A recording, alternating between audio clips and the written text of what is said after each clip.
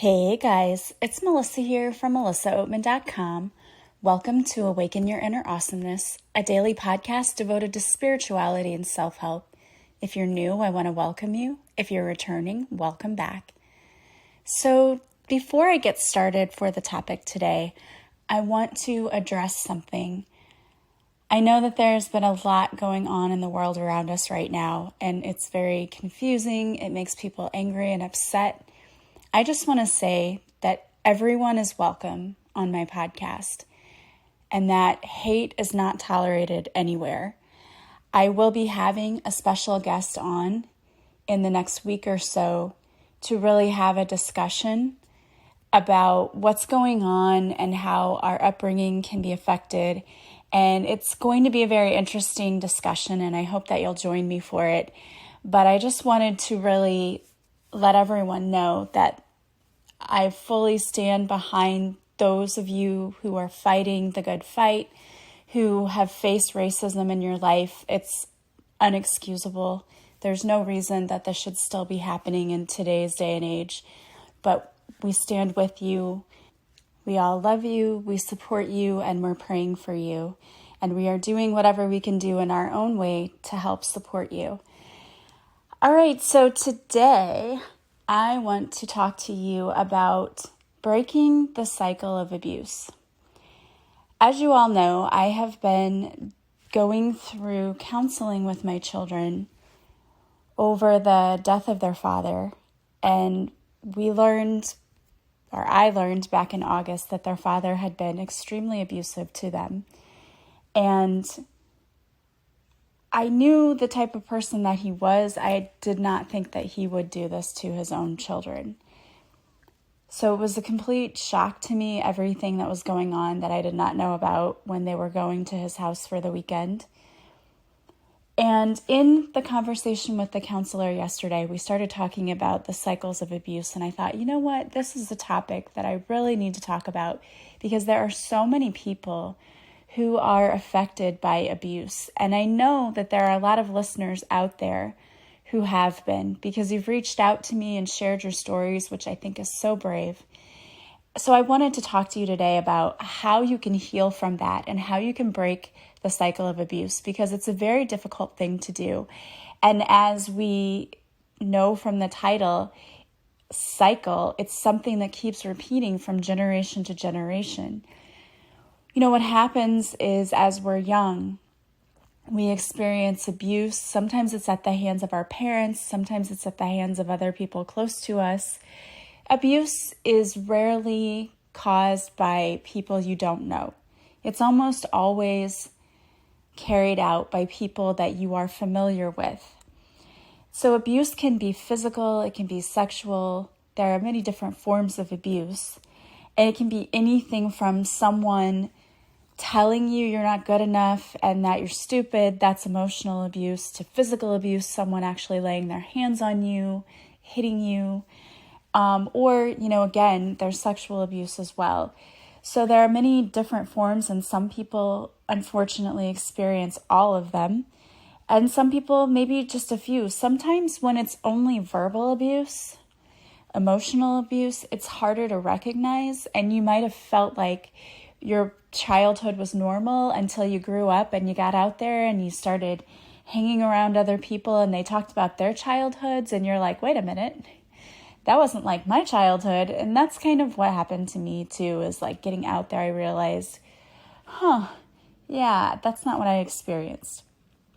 So the problem is kids don't come with instruction manuals, and parents don't know what to do sometimes when they get their children home, right? So what do? We rely on what was done to us. That is how a lot of parenting works, is I do what my parents did because that's what I know. And that's why, again, it becomes secular, because you're passing it down from generation to generation like an old family recipe. Unfortunately, this is a terrible recipe, but that's how it works. I didn't have instructions, so I just did what my parents did, and then they did what their parents did, and then it just goes on and on and on, which is another reason why this can be so difficult to break. because you have your family around you. When you're the one who wants to break the cycle, you may get a lot of flack from your family because they may call you like the black sheep or you're causing trouble. And it's not that you're the black sheep or that you're causing trouble. It's that you understand that this was unhealthy. So the very first thing that you can do to break the cycle of abuse is to acknowledge your own abuse. And that's not easy to do because it's painful to go back and look at the memories, but it's absolutely important. So I would say that you should get a journal and start reflecting back on your childhood. What things stood out to you that now you think that wasn't normal or that wasn't the way that a parent should have responded? And like for my son, for example, his dad would be overly aggressive with him. And when he did something he didn't like, he would pull the back of his hair. And I had seen him do that, and I yelled at him for doing that. And I said, don't you ever do that in front of me. That is not cool.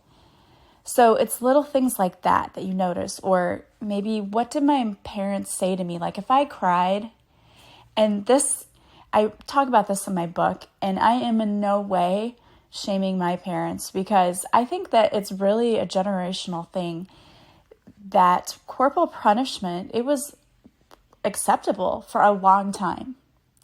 And it wasn't until, psychologists started doing studies and realizing, you know what, that's not the best way to parent a child. But in the 1980s, which is the era that I grew up in, spanking was perfectly fine. And our parents did. They didn't hesitate to do that. But we found that that's not the best way to punish a child or to parent a child. But another thing that I think of is when I was a kid, if I started crying at an inconvenient time, like I was probably just throwing a fit because I didn't get my way. But one of the responses would be, I'll give you something to cry about. Now, I'm sure many of you probably had parents that said that or something similar. And it seems like it might be an innocent thing to say, but I sometimes try to stifle it and hold in crying because of I'm not supposed to cry. I got that message, and I know that's not what my parents were trying to convey to me, but I realized in doing a lot of the inner work that I do, that's one of my issues is the times when I cry or when I'm by myself alone, when no one is around me and I don't really want to cry around other people. And I know that that's part of it.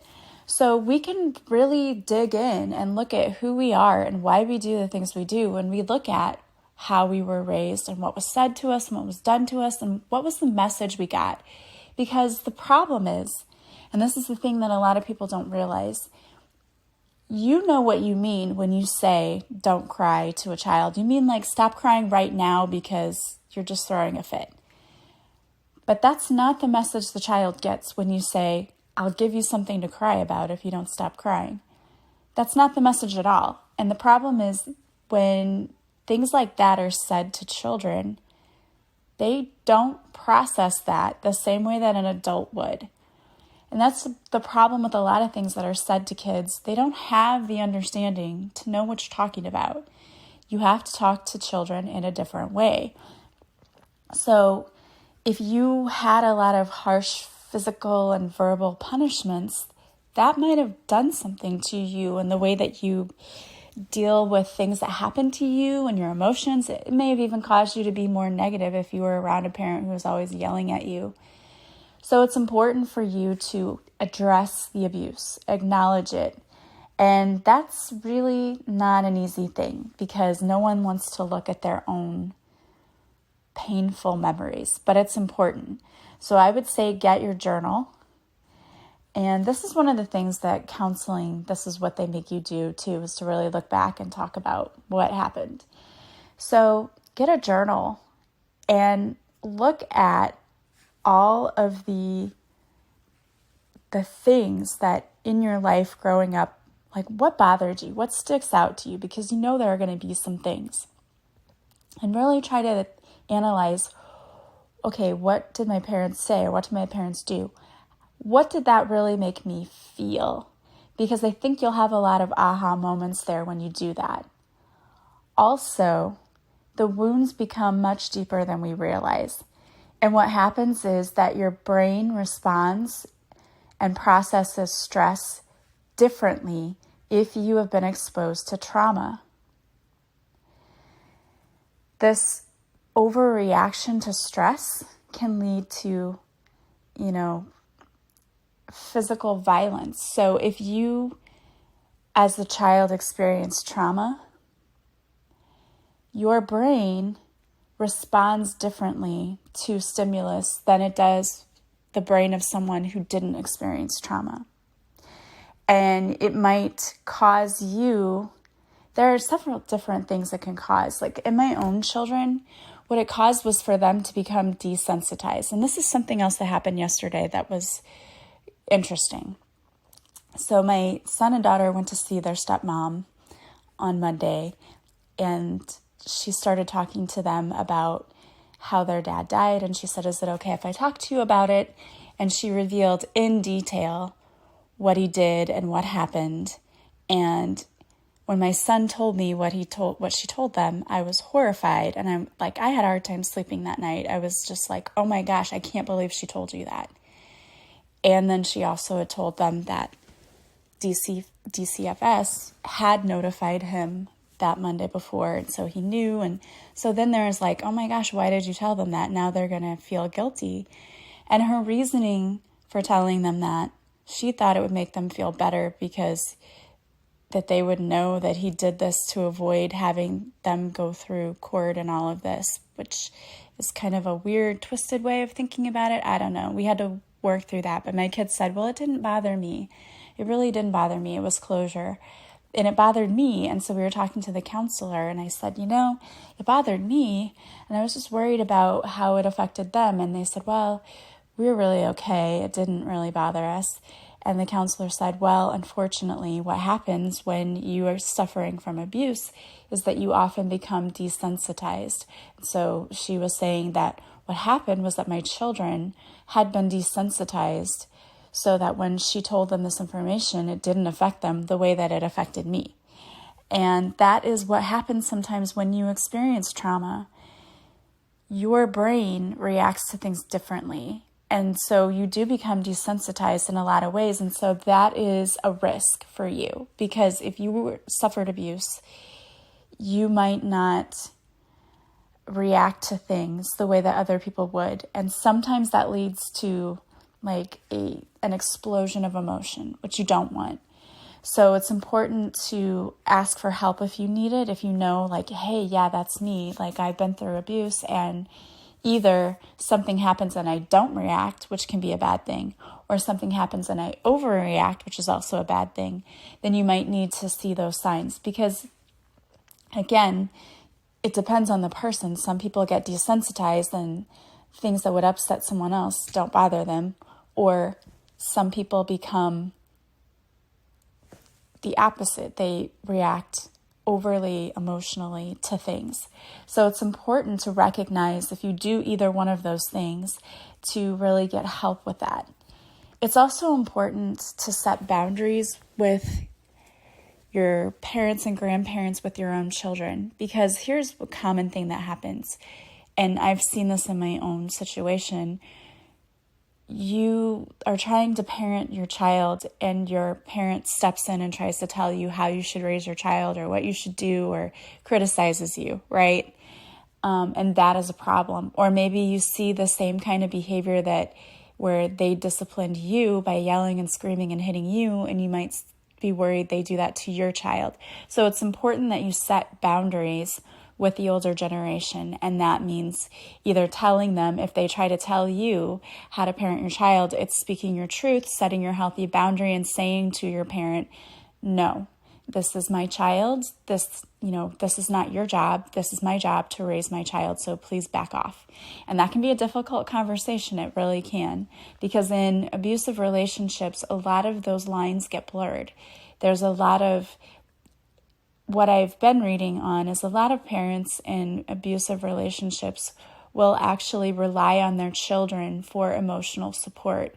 So instead of having friends they go to talk about all of their problems, they actually do that to their children. And in a lot of cases, telling them things that as a child you shouldn't hear from a parent, because you should just be responsible for being your child and having fun and going and living your life. But your parents are complaining about all the problems they have to you, and it's almost like you're their little counselor and their little friend, and that is a problem too. So it's important to set healthy boundaries, though you couldn't really do that as a child. We can't really, as children, say, hey, Mom, stop telling me that. But as an adult, you can do that, and you can limit the time. If you think that your parents or grandparents, because now we have multi-generational people, parents, grandparents, great-grandparents, if you think anyone is abusive and you don't want your child around them, you have the right to say that. It doesn't matter that they're family. If they're going to be harmful to your child, stand up for your child and limit the time they're around them. Or you can, say to them, and again, it's a difficult conversation, but say, listen, if you continue to do this when I bring my children over, I'm not bringing them over anymore. You have every right to do that. Stand firm on how you want them to do things. I've been in several single moms groups, and then I've read things like, hey, my kids went with their grandparents and they did this. Like, I had a friend one time whose in-laws took the child for a ride in the truck, like no car seat, anything, which I don't even know how they didn't get pulled over, but they were horrified, and justifiably so. And you are the parent, so you have the right to say, I don't want my child going with you because you're not responsible, because you won't listen to the rules. That's your right. And you need to stand up for your children and, protect them. So if you need to do that, do that. Also, you can call on the angels to help you heal. I think the most important thing is being reflective and understanding what happened to you and what it causes in your life now. And you may need to move through forgiving people who have abused you. And here's the kicker to that. It's difficult because you hold a lot of anger and frustration about that. But when you forgive them, you're not saying what you did is okay. What you're saying is, I know that you were doing the best you thought you could do at that time. Because many people who abuse people don't have the tools that they need to really parent the correct way, because they weren't parented the correct way. It's like telling someone, I want you to build me a house, and you don't give them anything. You put the bricks there, but then you don't give them the spackling tools and the mortar, and you don't give them nails or wood or anything. You're just like, build a house, and all they have is a set of bricks. They can't do it. In the same way, someone who isn't whole themselves and who isn't, I say, not a full human, and what I mean by that is they were missing key components in their life to give them the tools they needed to be a good parent. They're missing that. So it would be easy to just say, yeah, F that person, they're a terrible person, I hate them. But that's not going to get you anywhere. It's much easier when you try to see it from their point of view. It doesn't mean you say, yeah, what you did was fine. That's not at all what it means. It's saying, I see where you were coming from. And that must have been a hard position.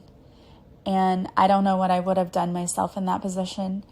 But I know now for myself I'm going to do better. And I forgive you for all the things you did that were terrible, that were not making you a great parent or provider. I forgive you for that because I know that you didn't have the tools you needed. But mostly I forgive you for myself because I know that I had to go through this experience to teach me something, to make me a better person. So I thank you for that experience. And it has nothing to do with the other person. It's all about you. And that Radical Forgiveness is a great website. I'll post the link in the description to this podcast. But go there and forgive those people, not for them, but for you.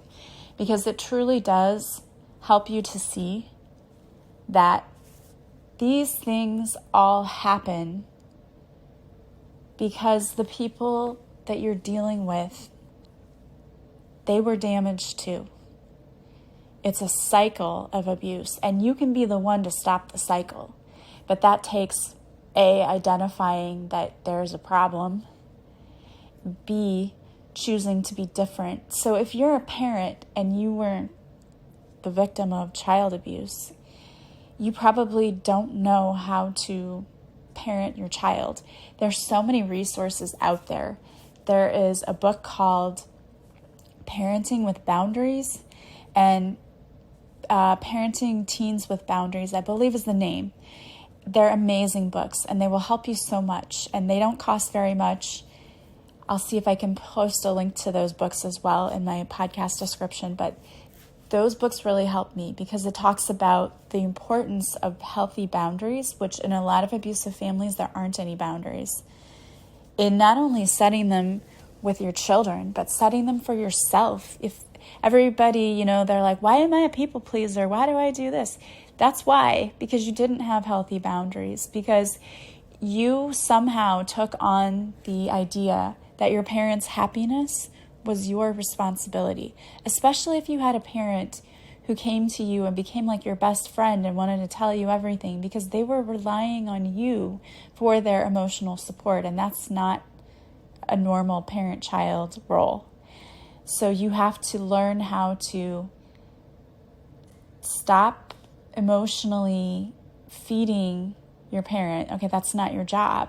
We can be friends with our parents when we're older, but it's not your responsibility to be your parents' counselor and friend and everything else. You don't have to take on that role if you don't want it, especially. It might be too burdensome. And the other thing is that you need to realize that it's important for you to set boundaries with other people in your life, or you become that person everyone tries to dump on and like, hey, can you do this? Hey, will you do that? Because they know that you will.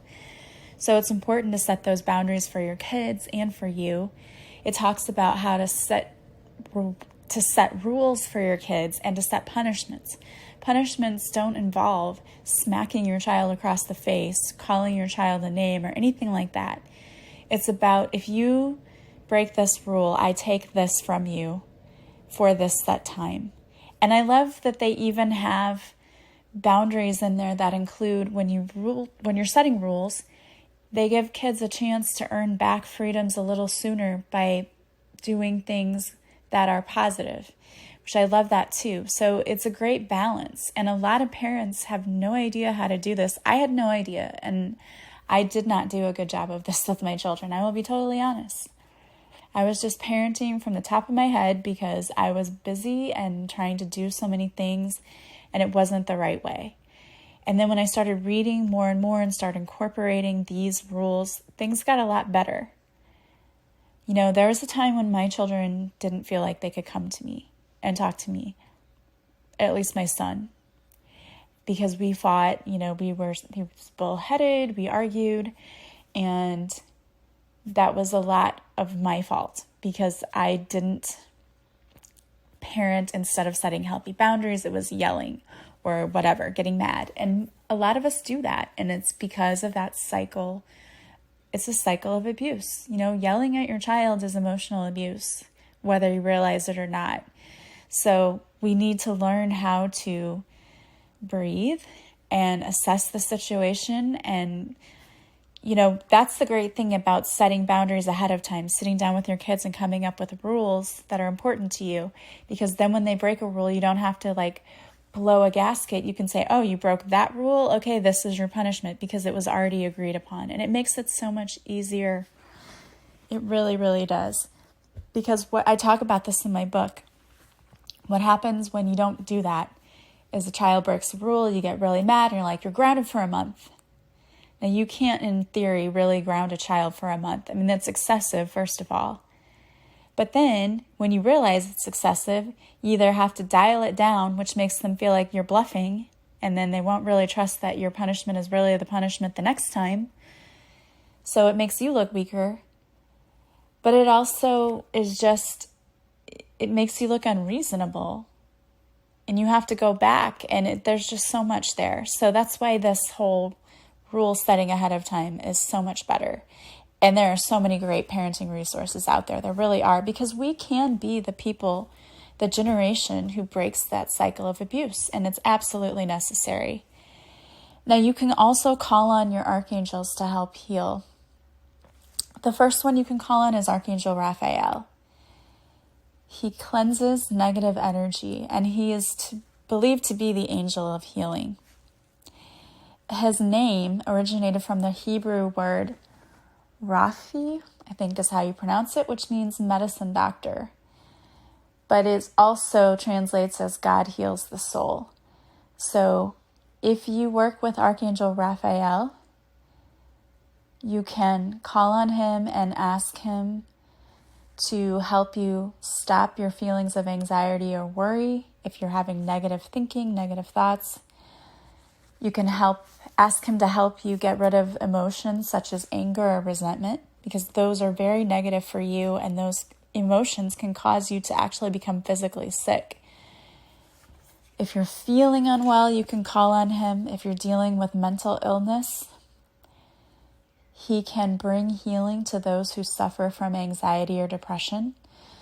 So just call on him. He can bring recovery to relationships and marriages, so he can help you heal the heart. He can help you heal emotional hurt, whether it is from a broken heart or if it's from being abused. He can help you with that as well. Another archangel to call on is Archangel Uriel. He is one of the main archangels who protects and serves humanity. He assists in creativity, magic, alchemy, astrology, and the divine order. He helps in supporting us in our thoughts and ideas, and he can help to enlighten you by giving you peace of mind and calmness, and he can help to remove painful memories that may be associated with your past. So you can call on him in prayer to help you forgive. So please take away past hurts. So forgive him, taking away emotional wounds.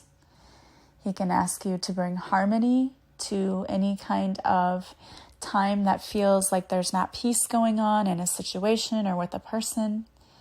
You can pray to him for peace. So I would call on both Archangel Raphael and Archangel Uriel, asking them to help you. Some people like to tell you, you have to pray a specific way. You do not. There's no specific prayer you have to pray. Just simply call on them and speak from your heart what your needs are. I'm feeling hurt, I'm feeling lost, or I need peace, or I need to forgive this person. Just speak with an open heart. They will hear your prayer, and they love helping us, but they can't intervene unless we ask for it. So please don't hesitate to call on them.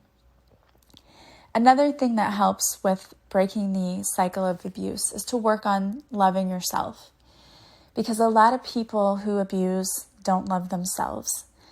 I posted this post the other day on Facebook about hate being like a giant mirror that reflects ourselves back to us. And it's true, because when we have these negative emotions, it's really because we have negative emotions about ourselves. And we have to heal and clear those if we really want to heal. So loving yourself and working on self-love is one way for you to really heal and clear all of those negative emotions that you're feeling inside. And if you really need to work on that self-love and you're interested and really want to do things to work on that, look into my self-love course. It is only $55 right now, because when I first launched it, there were a couple of live coaching calls with me, but there are no more live coaching calls. It's just a self-guided course. It's only 14 days. And of course, that doesn't mean you have to do a lesson every day for 14 days. You take it at your own pace. But I will tell you that those who go through it and do it and actually do the work see change. And we can't break the cycle of abuse if we don't change. We have to be the change we want to see. We absolutely have to be the change we want to see. So if you're tired of the same thing all the time, go within. You're going to find your answers within. It's from your inner being. You've got to work within first before you start to see the outer change. I love that because it's possible. That means anybody can do it. Anyone can go within and look at themselves and say, you know what? I don't like this about myself. I don't like that. I need to change this. I need to do this. We're a work in progress, and it never ends. Every single day we can find something positive to do for ourselves. And you're so worth it, because when you start to change yourself, everything changes. And even the people around you change. I can't say this enough. When I started changing myself, when I started working on myself and forgiving myself and working on self-love, people reached out to me and apologized for things I never even asked an apology for. That's amazing to me. And you will see it too if you start working on yourself. So think about joining my self-love course. You can sign up online at melissaoatman.com. It's under the offerings page. There's also a special page that's called You Are Lovable that is dedicated to the course there, where you can read about the description and what all it entails. So I encourage you to check that out, because this is something that is going to benefit everyone. And if you need help financially, if that seems like too much for you, just contact me. We can work out a payment plan. I have definitely been in that boat myself, so I understand that. But there's no reason for you to miss out on something that could change your entire life. It really will benefit you. And, again, call on Archangel Raphael and Archangel Uriel to come in and help you, because they want to assist us. You are worth breaking the pattern and breaking the cycle of abuse. Your children are worth it. So to those of you that are working on yourselves and doing that, I commend you, because it's not easy. You should be so very proud of yourselves and continue keeping up with the good work, because it's worth it. It's so worth it. I wanted to pull a card for you guys today, and so I pulled a card from The Universe Has Your Back deck by Gabrielle Bernstein. It says, "There is nothing sexier than my authentic truth." I love that, because we really should be speaking our truth. In fact, we're all being called to do that. That is a lot of what's going on right now, where we're having all of these protests. It's because people are standing up and they are speaking their truth and they're being heard.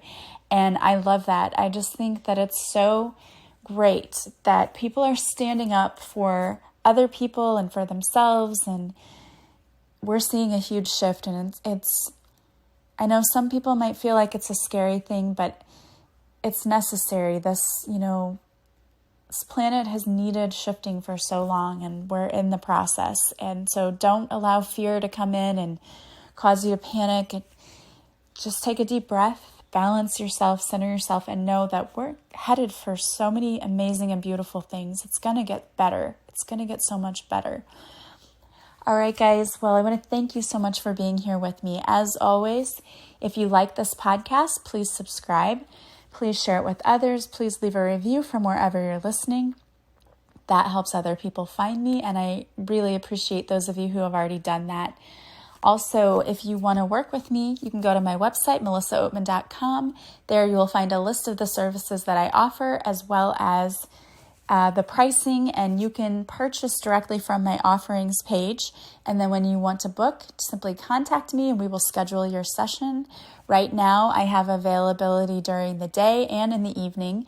I am off for the summer, so I do have daytime availability and evening availability. So don't hesitate to reach out to me.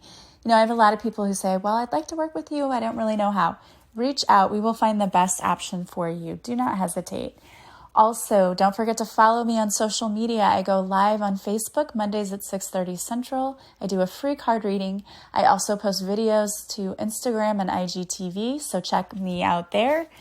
And also, don't forget that my book, Beautifully Broken, is available on Amazon, Barnes & Noble, and Goodreads. It's also available from my website, so you can go check it out there. And go subscribe to my YouTube channel. There I have free guided meditations. And the podcast also is going to YouTube as well, so you can check that out.